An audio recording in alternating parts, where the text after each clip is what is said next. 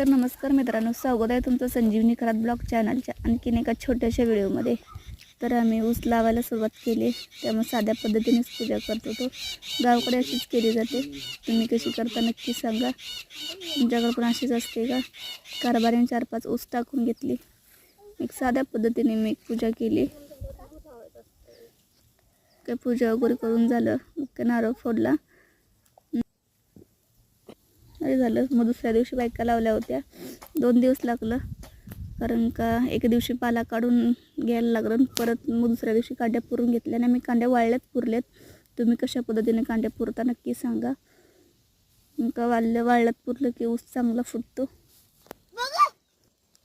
आणि बायकांना त्रासही होत नाही. मग लगेच संध्याकाळी पाणी चालू केलं, थोडं भिजवून घेतलं. नक्की सांगा मी कशा पद्धतीने केलं. तुम्ही पण असंच करता का? आणि आवडल्यास व्हिडिओ सबस्क्राईब करा.